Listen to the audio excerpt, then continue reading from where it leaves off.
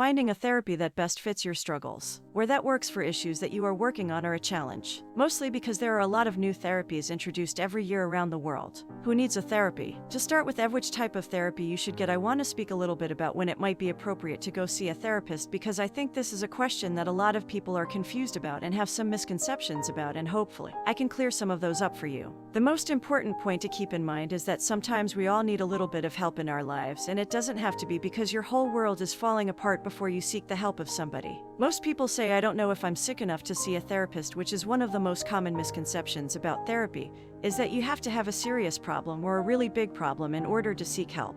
But the truth is, a good licensed counselor can help you with a variety of things that happen in life. Because stress is not only in negative things, sometimes some of the things that we perceive as positive are still stressful. For example, getting married is the happiest thing that happens to a lot of people, but the preparation part is stressful. If happiness is attached to marriage, it doesn't mean you shouldn't go for therapy for the stress that comes with it. Hence, therapy is not for the diagnosed mental health issues, but every now and then we all need them. Most people always take backstage when it comes to their mental well-being. The definition of our primary care every year includes physical checkups to make sure that everything's okay. We don't give much time and consideration to our mental health. So coming back to the question, what type of therapy is best for me? The first step in solving any problem is identifying there is a problem. The second step is finding a therapy that best fits your needs, or that works for issues that you are working on are a challenge, mostly because there are a lot of new therapies introduced around the world. So, I have done some research in the most common therapies that are available worldwide. The first one is CBT, or Cognitive Behavioral Therapy.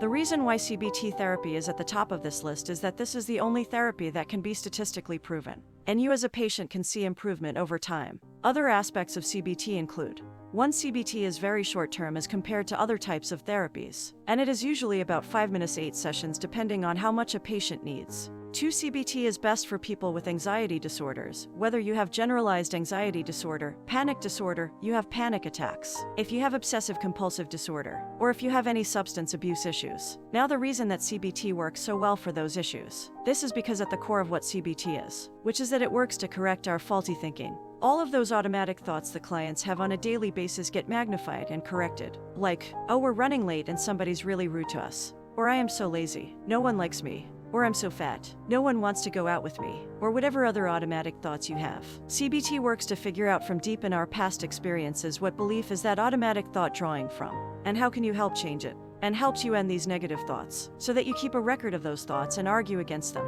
A CBT therapist will teach you to do a bunch of different things around what thoughts you have, and then changing them from negative thoughts into healthy, happy, positive thoughts, because they will help you change your perceptions and let you believe that your thoughts equal your actions. 2. Dialectical Behavioral Therapy, or DBT therapy. DBT was originally created by Marsha Linehan, and the reason that she created this was for people with BPD, or borderline personality disorder. And it works really well for people who struggle with borderline personality. Both DBT and CBT meet emotion regulation. A lot of people with borderline have been that they describe it as being like a burn victim to emotions. So, everything is super sensitive. They get hurt easily, and that's why the emotion regulation component is so important. Now, we also find that DBT is great for people with eating disorders and people with substance abuse issues. The newer way that they are using it is actually for people with schizophrenia. DBT helps us not only correct the faulty thinking we discussed with the CBT, but it helps us regulate our emotions when we feel like our emotions are controlling us, versus the other way around. 3. Talk therapy. Talk therapy kind of encompasses what most therapists will do. In fact, if you go and see a therapist for talk therapy, talking is what they will be doing most, as the name suggests. The reason that the therapists do that mostly is that a lot of people may not know exactly what is wrong with them. They may not have been diagnosed yet, so they need a starting point. People who are suggested talk therapy are mostly those who are struggling with this one thing that they are feeling overwhelmed about. They are struggling with it, but they don't know how to get rid of it. Talk therapy also helps you not only work through some of your past stuff, but also figure out ways that you were raised, and things that have happened to you in ways that might have effaced you now.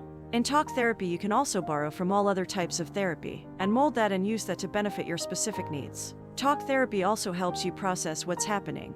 Talk therapy can help us with mainly mood disorders. But keep in mind that talk therapy isn't something for those of us who are severely mentally ill, people who may need hospitalization, or those who may need inpatient treatment. But if you are feeling depressed, or you are feeling kind of anxious sometimes, you are going through a hard time, maybe you're just having some family communication issues, maybe you are about to get married, and you are doing premarital counseling, All of that falls under talk therapy. And the reason that it helps most clients is that oftentimes what most of us are looking for is someone who is unbiased. Talk therapists are as unbiased as someone can be. They only know what you tell them, and they can reflect things back to you and help you process what may feel chaotic in your mind. They help slow it down. They help explain things to you. They help you come to good health decisions in your life. Conclusion: if you are really struggling with mental illness, then in my humble opinion, no matter what type of therapy is available to you, whether it's CBT, DBT, or talk therapy, take it, because they are all beneficial and better than nothing. But if you have to choose one, then select according to your personal issues. In different issues, some of these are just more specialized. Hence, if you have the ability to find a specialized therapist, or you live in an area where you have easy access to all of these therapies, then I would encourage you to do your research and find a specialized therapist for what you are struggling with.